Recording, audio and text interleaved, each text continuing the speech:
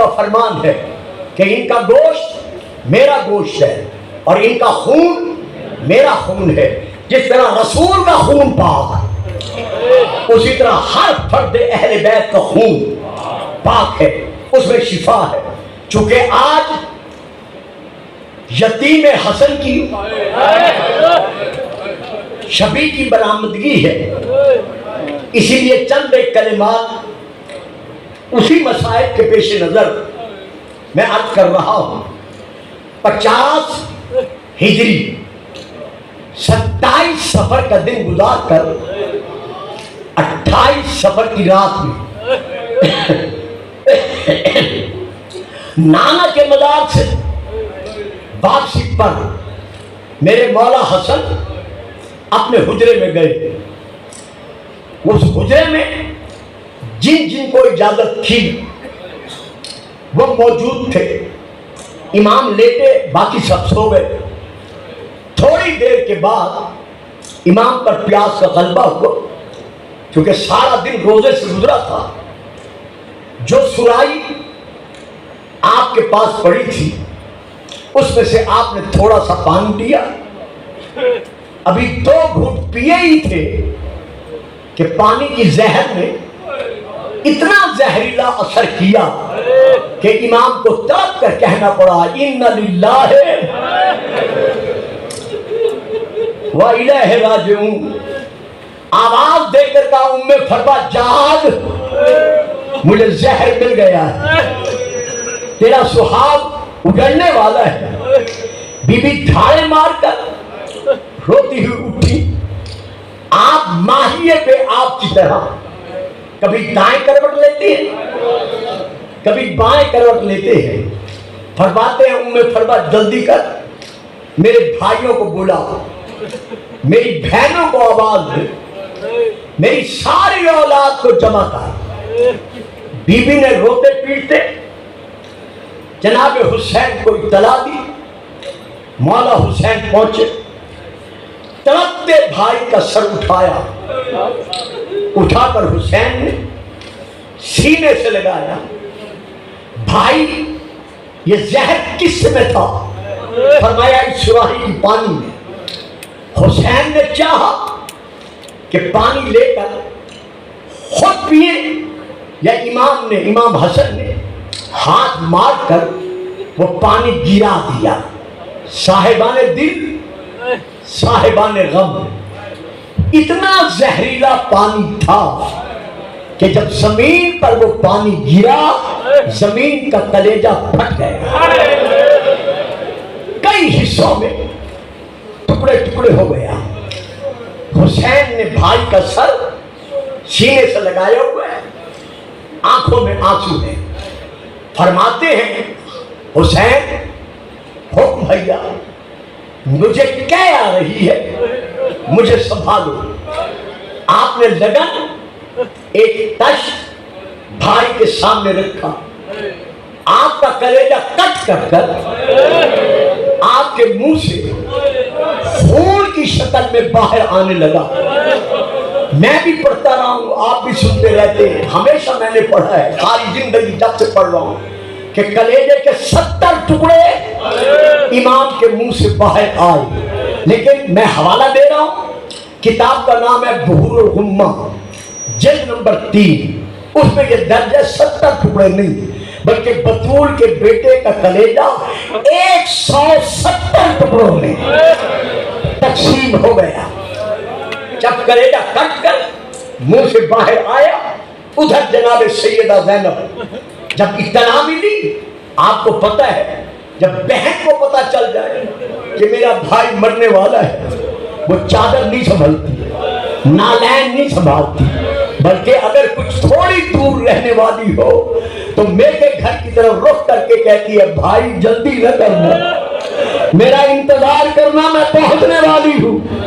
سیدہ گھر سے چلی، جیسے جناب حسن کے حجرے میں داخل ہونے لگی، بی بی نے ادھر پردہ اٹھایا، ابھی اٹھایا ہی تھا کہ حسن تڑپ کر کہتے ہیں حسین حسین جی بھیا جلدی کر، اس لگن پر، اس تشت پر कपड़ा डाल दे, जिसमें मेरे कलेजे के टुकड़े हैं इन पर कपड़ा डाल दे।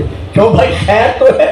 कहा वो देख मेरी बहन ज़ैनब रोती हुई आ रही है, बहन कभी ये बर्दाश्त नहीं कर सकती, ऐसा ना हो मेरे कलेजे के टुकड़े देखकर ज़ैनब मरने से पहले मर जाए।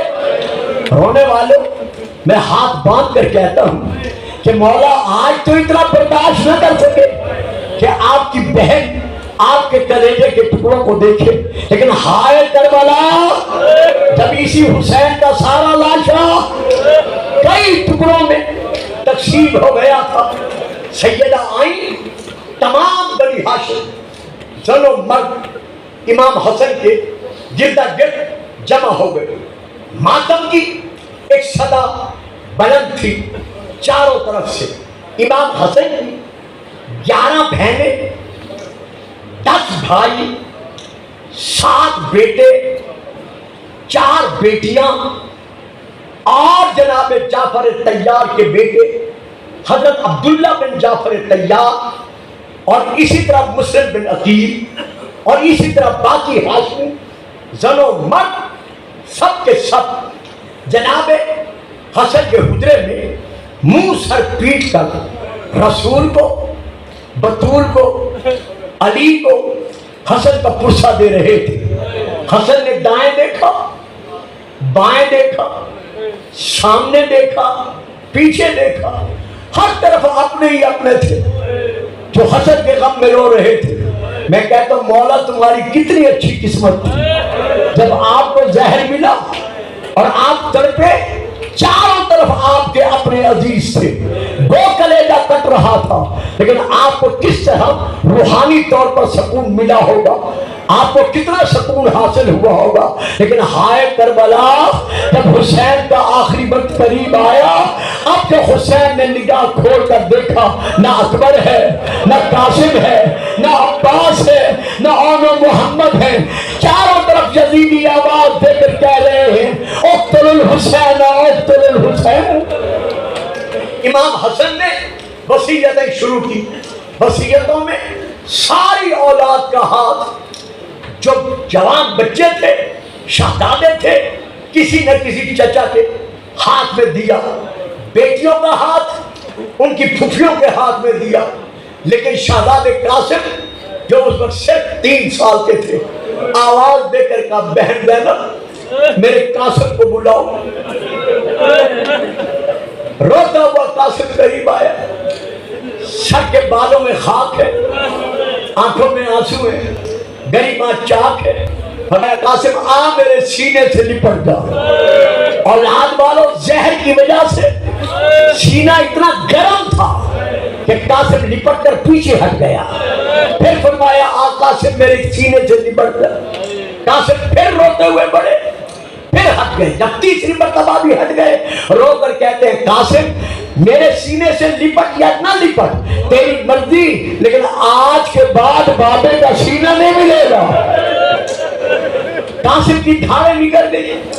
जब शहजादा धारें मारकर रोने लगा तो इमाम ने हुसैन की तरफ देखा, देख कर कहते हुसैन बाकी औलाद को मैंने बाकी भाइयों के और अपनी बहनों के सपोर्ट किया है, लेकिन मैं अपना यतीम कासिम तेरे सपोर्ट कर रहा।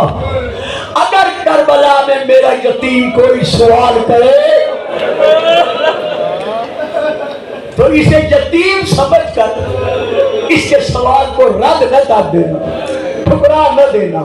अज़ादारों, रोने वालों, सन 61 हिजरी माह मुहर्रम यौम आशूर हुसैन चुन चुन कर कुर्बानियां पेश कर रहे हैं।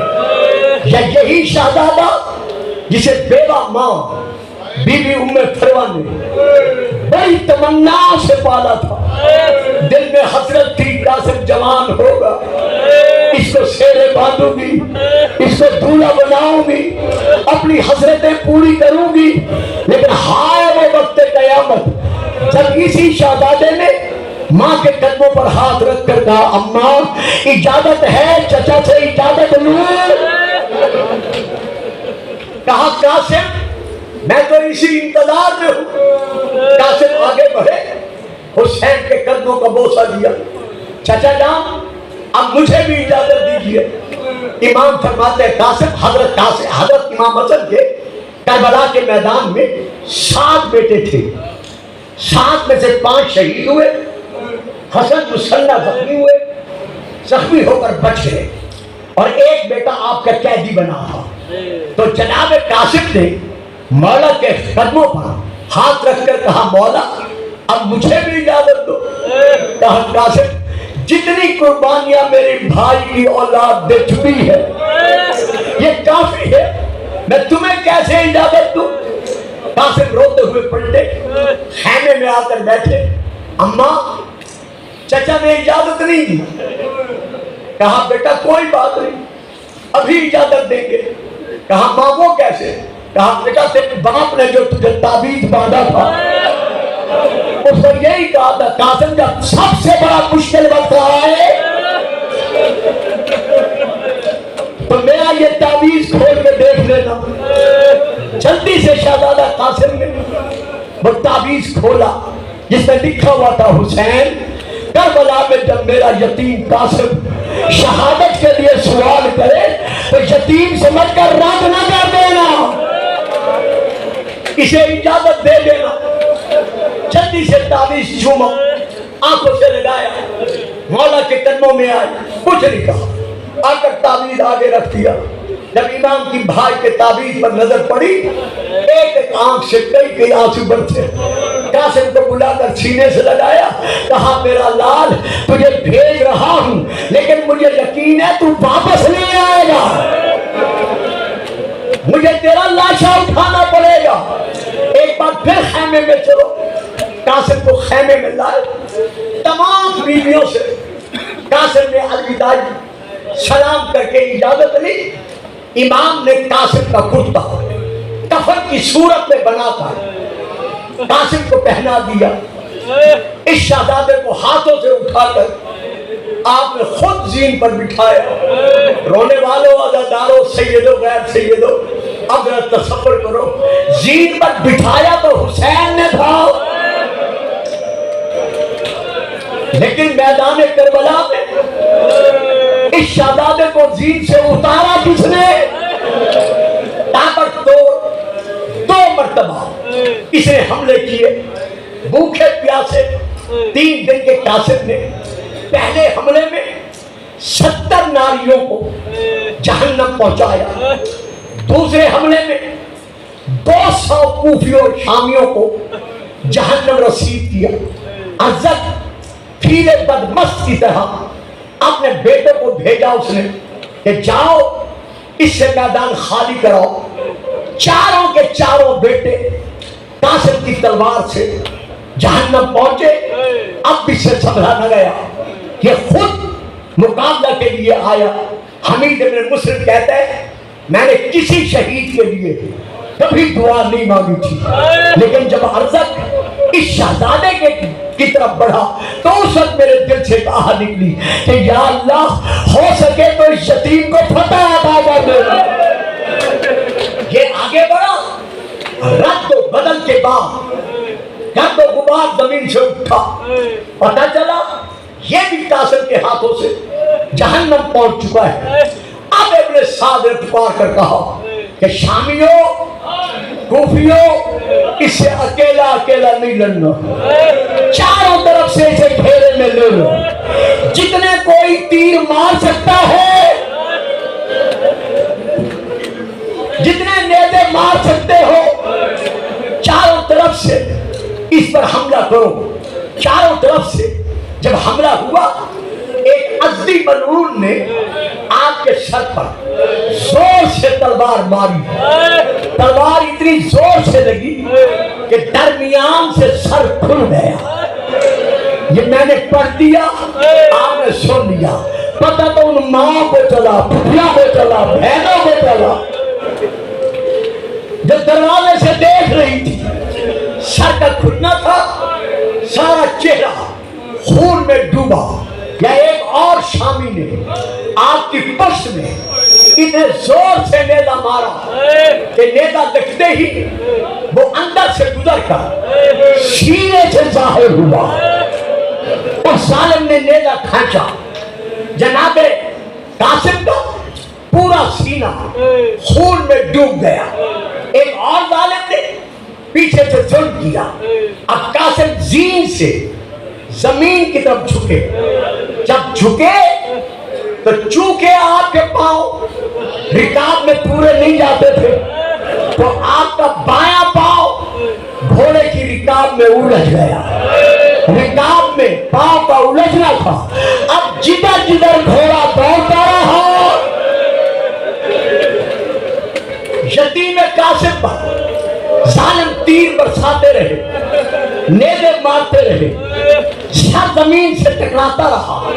कुछ देर के बाद जब कासिम का लाशा जमीन पर आया, एक अज़दी मलून ने, सादी मलून ने आगे बढ़कर आपके शिकम मुबारका में इतने जोर से नेज़ा मारा तो शिकम फट गया। अब कासिम ने तड़प कर कहा, या